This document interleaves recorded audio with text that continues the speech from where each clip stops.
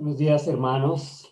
Me alegra mucho estar esta mañana de nuevo con ustedes, compartiendo la poderosa palabra de Dios. Y quiero que lo miren así, la poderosa palabra de Dios, que hace sabio al sencillo, que transforma vidas, que transformó tu vida y la mía. Quiero iniciar haciendo memoria de algunos casos del pasado en la Biblia, en el Antiguo Testamento.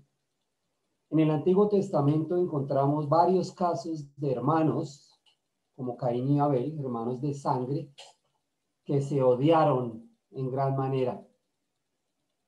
También encontramos el caso de Jacob y Esaú, que tuvieron una disputa enorme. Ya la conocen por qué. También conocemos cómo los hermanos, los hijos mayores de Jacob, aborrecieron a su hermano menor José. Y también sabemos que los hijos de David se odiaron entre sí, puntualmente Absalón y Amón. Y había razones de peso para este odio. En algunos casos de estos que le menciono hubo muerte y en otros intentos de homicidio. En el Nuevo Testamento encontramos no casos de odio, pero sí encontramos casos de diferencias. Por ejemplo, dos hermanas de la iglesia de Filipos, que se llamaban Evodía y Síntique, tuvieron un desacuerdo y Pablo tuvo que entrar a hablar con ellas para que se pusieran de acuerdo, para que tuvieran un mismo sentir. También en una ocasión Pedro y Pablo tuvieron una confrontación. Pablo tuvo que llamarle la atención a Pedro por algunas conductas reprochables que tenía el apóstol Pedro. Seguimos con nuestra charla de crónicas de un testigo ocular. Primera de Juan, puntualmente Primera de Juan, que es lo que venía enseñando, que es lo que Dios ha puesto en mi corazón para compartir con ustedes hasta que la terminemos de predicar. Y he titulado la charla de hoy El dulce de arequipe salado. Eso suena bastante contradictorio, pero ya van a entender por qué hablamos del dulce de arequipe salado. Quiero invitarles a que me sigan, aunque en la pantalla van a tener el pasaje en Primera de Juan, capítulo 2, verso 9 al 11. Esos versículos son los que vamos a trabajar en estas máximo 35 minutos que Dios me permite compartir con ustedes en esta mañana. Dice la palabra de Dios: si alguien afirma, vivo en la luz, pero odia a otro creyente, esa persona aún vive en la oscuridad. El que ama a otro creyente vive en la luz y no hace que otros tropiecen.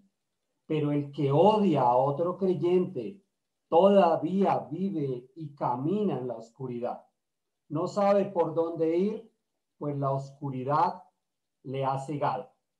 Entonces, básicamente vamos a manejar dos puntos que ustedes los ven ahí en su pantalla. Vamos a manejar un contraste entre la luz y las tinieblas basado en estos dos puntos. El creyente que aborrece a su hermano o odia a su hermano, pues está en oscuridad. Y el creyente que ama a su hermano está en la luz. Digamos que esas son las dos cosas básicas, obvias, que podríamos decir, pues es obvio lo que estás compartiendo, Ricardo. Entonces, aquí en esta afirmación de este verso 9, donde dice, vivo en la luz, ¿sí? El creyente que afirma, vivo en la luz, pero al mismo tiempo, simultáneamente, odia a otro creyente, esa persona vive en la oscuridad. Entonces, esta es la sexta afirmación que el apóstol Juan refuta de esta iglesia del primer siglo. Recordemos que esta carta fue escrita a unos hermanos de segunda generación del primer siglo que a oídos del apóstol Juan habían llegado testimonios de que esta iglesia había abrazado doctrinas diferentes y practicaban cosas contradictorias. Y básicamente fueron 6 cosas que ellos afirmaron que no eran correctas, como ustedes las van a ver ahí en su pantalla. Lo primero que ellos afirmaron era que tenían comunión con Dios, pero vivían en oscuridad. Qué cosa más contradictoria, ¿cierto? Es decir, tengo comunión con Dios, pero vivo en oscuridad. Lo otro que afirmaron era que no tenían pecado y esto los alejaba de la verdad. La tercera cosa es, afirmaron que el pecado no existía. Tremendo, ¿no? Una iglesia cristiana donde algunos concluyeron que el pecado no existía. ¿Cómo le parece eso? Un problema enorme, y llamaban así a Dios mentiroso. También afirmaron que conocían a Dios. En el capítulo 2, verso 4 dicen, conocemos a Dios, pero desobedecían sus mandamientos. Y también afirmaron, hace 8 días hablamos de esto, que se amaban, pero se habían olvidado del mandamiento de amar a su prójimo como a sí mismo. Y hoy vamos a hablar de esta afirmación que dijeron, vivimos en la luz, pero odiamos a nuestro hermano. Es por eso que esto suena muy contradictorio, suena muy confuso que una iglesia tenga este proceder. Y no es de extrañarse, porque recordemos de nuevo que esta iglesia abrazó una doctrina que se llamaba el gnosticismo. Y el gnosticismo presenta a Dios como un Dios que tiene luz, pero que también tiene tinieblas. Y ellos creían eso, que podían estar en la luz y en las tinieblas simultáneamente y así agradar a Dios. Pero obviamente eso no es posible a la luz de la Biblia. El apóstol aclara que esta postura muestra la oscuridad de un creyente, y es aquí donde hace cortocircuito nuestro cerebro, nuestro corazón, porque ¿no le parece contradictorio que un creyente que es la luz del mundo, que ha nacido de nuevo, que es hijo de Dios, que es discípulo, que se congrega, que se considera hermano, viva en la oscuridad? ¿Cómo es posible eso? ¿Cómo es posible un arequipe salado? Dígame eso, explíqueme eso. ¿Será posible, hermanos, que haya cristianos que tengan momentos de tinieblas? ¿Será posible que haya momentos en que los cristianos tengan conductas oscuras, que tengan convicciones erradas? ¿Será posible eso? Es posible, queridos, es posible. Hay primera y segunda de Corintios, es una carta escrita a una iglesia carnal, a una iglesia que practicó cosas que el mismo Pablo dijo que ni aún se nombra entre los inconversos. Así que esta otra iglesia, que probablemente estaba ubicada en Éfeso, allá en el primer siglo, también les había entrado la oscuridad. También habían hermanos haciendo cosas indebidas. Hoy en día, en el 2021, creyentes nacidos de nuevo, sé que batallan con la pornografía.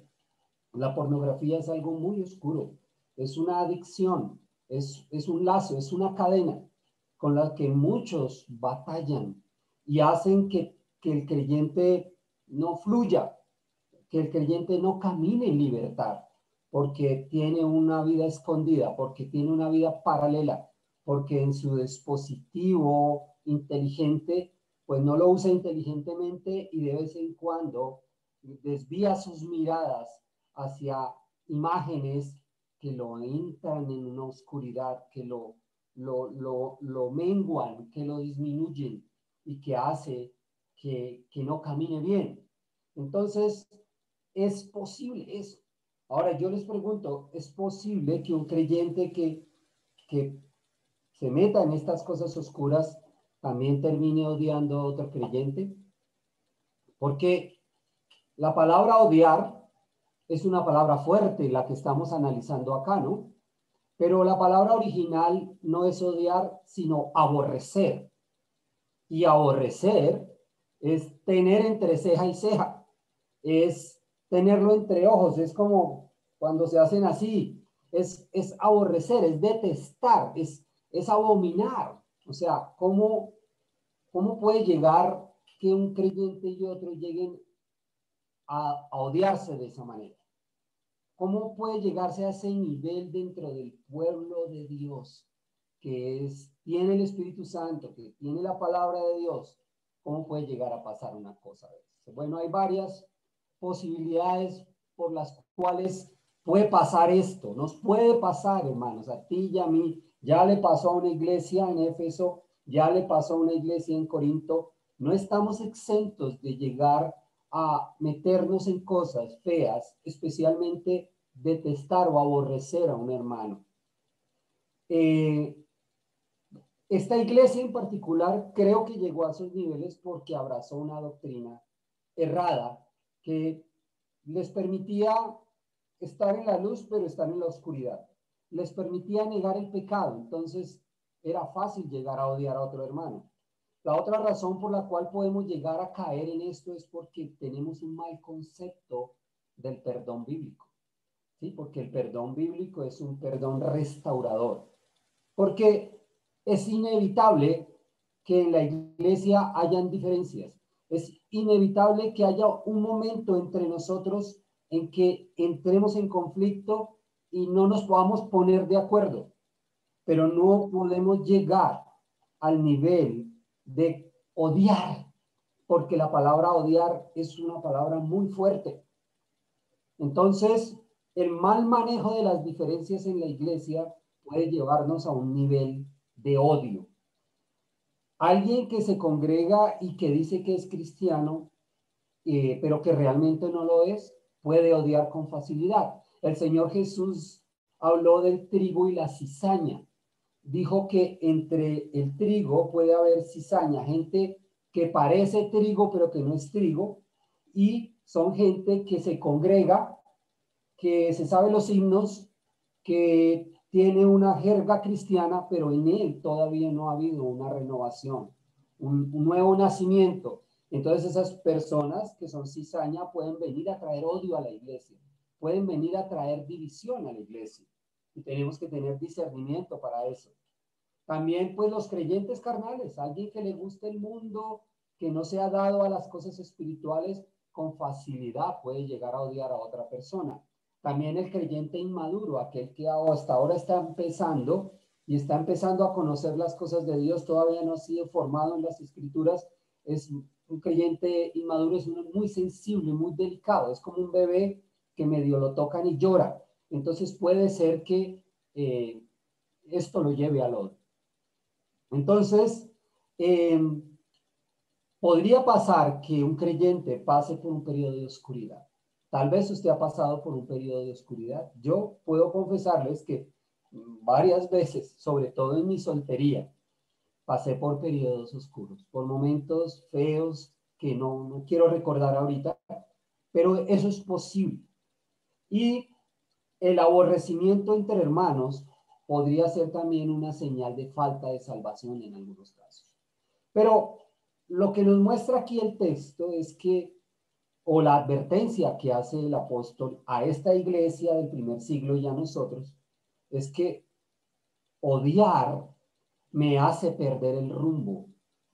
Ocuparme de odiar a otro hermano hace que yo pierda el horizonte y además que desconozca la voluntad de Dios. Recordemos de nuevo el caso de Caín y Abel. Caín odió a Abel porque la ofrenda de Abel fue aceptada y la de él fue rechazada.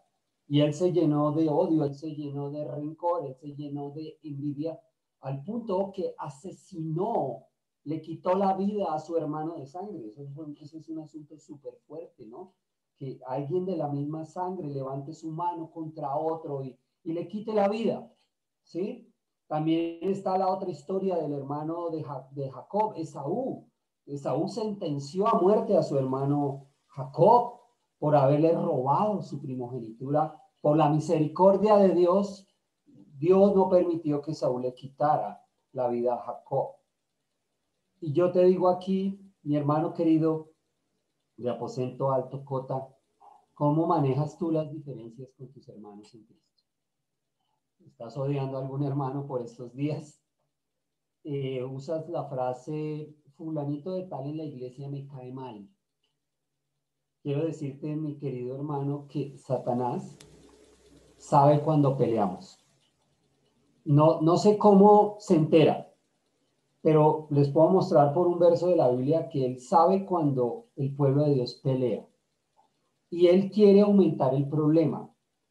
Él sabe que un problema, una diferencia, un pequeño conflicto mal manejado puede dividir por completo una iglesia. Así que cuando él ve que dos hermanos tienen diferencias, se frota las manos, porque para él es un banquete, porque el camino está preparado para entrar a dividir y a meterle leña al fuego para que aquel pequeña diferencia se vuelva grande. Y lo que advierte el apóstol Pablo en las diferencias en la iglesia es que nos perdonemos pronto, es que no le demos trascendencia a cosas pequeñas, sino que pronto nos perdonemos. En la pantalla ustedes van a ver un verso que está en 2 capítulo 2, verso 10 y 11. Y quiero hablarles de este contexto. A veces me da pena hablar de esto, lo confieso. Pablo le está hablando a la iglesia de Corintio acerca de un creyente que estaba teniendo relaciones sexuales con su madrastra. Qué cosa más abominable en el pueblo de Dios. Pero parece que este hombre se arrepintió, parece que este hombre supo, cayó en cuenta que eso es abominable. Entonces Pablo hace un llamado a esta iglesia para que lo perdonen. Y así dice la escritura: si ustedes perdonan a este hombre, yo también lo perdono. Cuando yo perdono lo que necesita ser perdonado, lo hago con la autoridad de Cristo en beneficio de ustedes. Y mire lo que dice aquí al final: para que Satanás no se aproveche de nosotros, pues ya conocemos sus maquinaciones malignas. Así que no está tan difícil de entender que cuando algún creyente está en conflicto, está en problema, ha traído pecado a la iglesia y el asunto no se resuelve, el asunto se llena de rencor, nos llenamos de odio, nos llenamos de amargura y se dilata el asunto, entonces, como dice aquí la escritura, Satanás se aprovecha de nosotros para acabarse de tirar todo. Porque quiero decirles, queridos hermanos, que hablando de nosotros, de este rebaño llamado Aposento Alto Cota, Satanás quiere dividirnos. Él no quiere que prosperemos. Él no quiere que nos amemos. Él no quiere que nos amemos con el amor sacrificial de Cristo. Él quiere que nos peleemos. Él quiere que estemos distanciados. Él quiere que estemos fríos. Porque Él sabe que una iglesia en buena comunión, una iglesia integrada, una iglesia bíblica, una iglesia con buena comunión, es un peligro para las tinieblas, porque nos extendemos, porque la luz brilla sobre la oscuridad. Así que, volviendo a nuestro tema, Juan dice: no es posible que usted diga vivo en la luz, pero odia a su hermano. Eso es del diablo. Ahí sí, como decía una profesora de mi hija, eso es del diablo. No puede ser, es un arequipe con sal, mis hermanos. Y pasemos al segundo punto, que dice: el creyente que ama a otro creyente vive en la luz. Devolvámonos a la siguiente diapositiva, en la anterior diapositiva, la anterior, donde están los dos puntos. Entonces, pues esto parece muy básico, ¿no? El creyente que ama a otro creyente, pues vive en la luz. Parece muy básico. Pero el apóstol hace hincapié a esta iglesia del primer siglo que amor entre cristianos es un signo de luz para sí mismos y para el mundo. Y quiero decirles esto, mis hermanos. No significa que entre el pueblo de Dios no haya diferencias. Diferencias va a haber todo el tiempo. Por supuesto que sí, yo tengo 27 años en el Evangelio y perdí la cuenta de las diferencias que he tenido con hermanos. Yo he tenido diferencias con Carlos Páez, con Walter, con Alex, con Miguel, con otros hermanos. Diferencias que llega a un punto en que uno dice: no, pero es que a mí no me parece que esto sea así. Y bueno, y no llegamos a un acuerdo, pero no nos odiamos. No nos odiamos. Simplemente hay momentos en que nuestra cosmovisión no es la misma. Pero tenemos que estar de acuerdo 100% en lo que creemos de la palabra de Dios. En eso sí tenemos que sentarnos y hablar con respecto a la palabra de Dios. Por lo menos este rebaño del aposento alto Cota, tenemos que tener un marco teológico, ¿sí? Y por eso hacemos unos discipulados para que todos estemos enterados de lo mismo y hablemos una misma cosa, para que el día de mañana alguien no entre con una idea rara y pues nos le pase como en el primer siglo, que abrazaron una doctrina y se chifló la iglesia. Entonces, la iglesia, hermanos, es como una madriguera de puercoespines. Imagínensela. Imagínense que 6 puercoespines duermen en la misma madriguera y todas las noches, todos los días están juntos y pasan la noche juntos.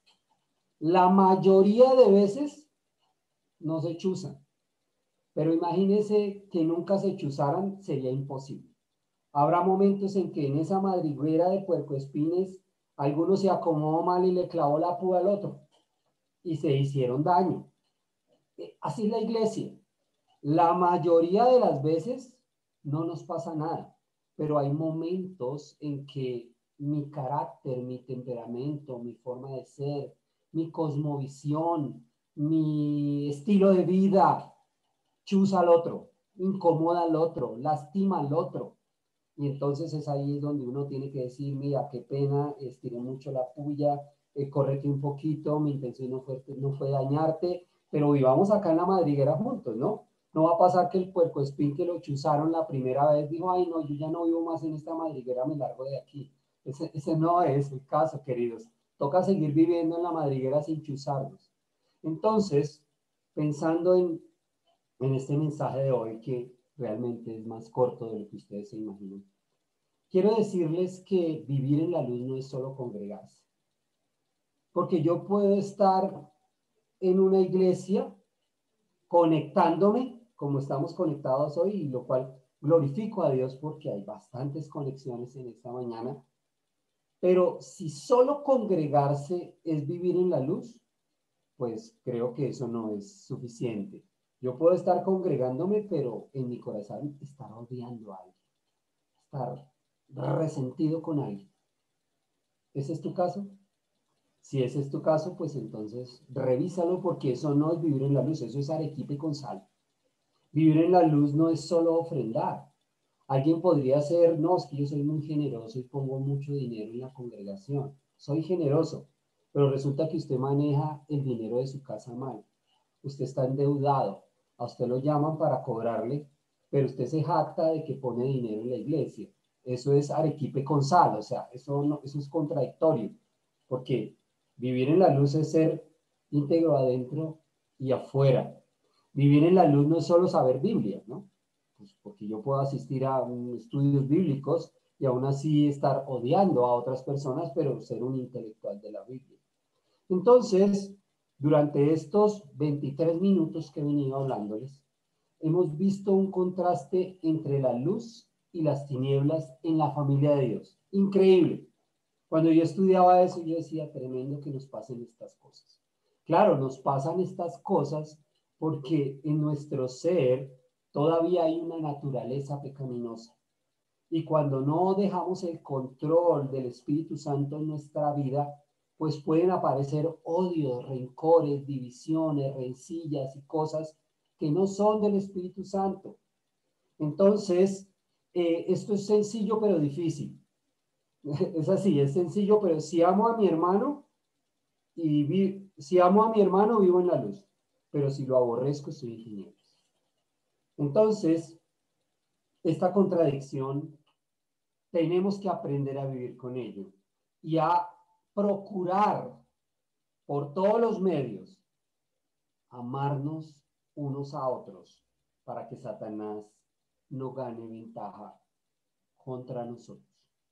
Quiero cerrar con esto, hermanos queridos. Quiero que me pongan mucha atención en lo que les voy a decir ahorita. Hay una forma en que Satanás puede filtrarse ahorita en las iglesias. Pero yo quiero hablar de esta, de Aposento Alto Cota. Hay una forma en la que Actualmente, Satanás se está filtrando y lo está logrando. Está logrando cambiarle la mente a creyentes nacidos de nuevo. Les voy a decir cómo. En los últimos 2 días hemos visto manifestaciones de odio en las calles. Hemos visto protestas, hemos visto vandalismo, hemos visto gente herida, hemos visto la destrucción de los bienes públicos. Y bueno, no voy a entrar en asuntos de política porque nosotros no hacemos proselitismo político. ¿Sí? Las razones de lo que está pasando ahorita, pues bueno, cada lado tendrá sus razones de peso de por qué está pasando lo que está pasando ahorita en las calles. Pero lo que tú tienes que preguntarte es, ¿cuál es tu posición como hijo de Dios en medio del caos que vive el país? ¿Cuál es tu posición? No, yo soy de izquierda. No, yo soy de derecha. No, yo soy del centro. Pues queridos, quiero darles la noticia que tú no eres ni de izquierda, ni derecha, ni del centro, tú eres de arriba. Porque la Biblia dice que nosotros somos ciudadanos del cielo, que nuestra ciudadanía está en el cielo, que nuestro nombre está escrito en el libro de la vida. Y Jesús dijo, ustedes no son de este mundo. Y Jesús dijo también, mi reino no es de este mundo. Ahora, eso no quiere decir que nosotros como creyente ignoramos las circunstancias. No, claro que estamos enterados y nos preocupa y nos duele un montón lo que está pasando ahorita en nuestro país, que se juntó el COVID más las protestas. Entonces eso es una bomba tremenda, moral, espiritual, económica, que podría avecinarse en nuestro país. Pero ¿cuál es tu posición? ¿De qué lado estás? ¿Estás del lado izquierdo, del derecho, del centro o estás del lado de arriba? Porque tú sabes que el del lado de arriba piensa diferente al de izquierda, derecha y centro. Y tenemos que estar del lado de arriba, porque poseemos el Espíritu Santo. Y la Biblia dice que somos sacerdotes que tenemos acceso al lugar santísimo por la sangre de Jesucristo para clamar por este país. Mi querido, si hay alguien a quien Dios oye hoy, es a un cristiano, a un nacido de nuevo, a un hijo de Dios. La Biblia dice que por ser sacerdotes de Dios podemos entrar confiadamente al trono de la gracia. Así que yo les quiero decir, hermanos, que se avecinan tiempos complejos para este país. Y creo que la iglesia va a seguir siendo probada a ver cómo actuamos nosotros. Si nos dejamos contaminar de ese odio y de esa polarización, o nos comportamos como cristianos celestiales que tenemos una patria en los cielos y no permitimos que el odio nos permee. Ahora, que estamos en desacuerdo, claro, usted puede decirlo, ¿sí? Entonces, los hermanos del primer siglo, su problema allá fue abrazar una doctrina herética. Nuestro problema de hoy es abrazar pensamientos políticos que van en contra de la verdad bíblica. Aliarse con filosofías políticas que no tienen nada que ver con las cosas de Dios. Si usted es de Dios, hermano querido de Aposento Alto Cota, usted y yo estamos llamados a orar todos los días por el presidente Duque, aunque no estés de acuerdo con él. Para algunos cristianos, oír esto es como echarle sal a una herida, porque yo sé de cristianos que no quieren al presidente Duque. Pero ¿qué dice la Biblia con respecto a los gobernantes? Que los honremos y que oremos por ellos. Muchas veces Dios ha permitido en diferentes épocas de la historia que gobernantes gobiernen con mano dura, que gobiernen de manera injusta, que gobiernen atropellando, pero eso no cambia el principio de clamar por nuestras autoridades, de pedirle a Dios misericordia por ese hombre que pues probablemente está equivocado, él y todo su gabinete, pero no soy yo cristiano para salir a protestar, para salir a gritar, a igualarme al mundo, porque nuestra protesta es diferente. Los cristianos no marchamos en las calles, los cristianos marchamos de rodillas, queridos. Nuestra protesta es ante el trono de la gracia, ante el juez que hace justicia en todas las naciones, mis queridos. Y no podemos ver esto solamente por una crisis política y económica. Yo creo que debajo de esto hay una crisis espiritual, sobre todo en la iglesia, en el pueblo de Dios, en los que somos llamados pueblo de Dios. Por eso en el pasado, Dios a través de un hombre dijo, si se humillare mi pueblo, y lo dijo en un momento en que el pueblo de Dios estaba pasando la rima, si se humillare mi pueblo sobre el cual mi nombre es invocado, y oraren y buscaren mi rostro, y se arrepintieren de sus malos caminos, entonces yo oiré desde los cielos y sanaré su tierra. Mis queridos, muchas veces la tierra de un país está enferma por el mismo pueblo de Dios que anda caminando mal. Y ojalá nosotros, de los que estamos acá en esta sala de Zoom, no seamos de esos creyentes en alianzas políticas marchando cuando debemos marchar de otra forma.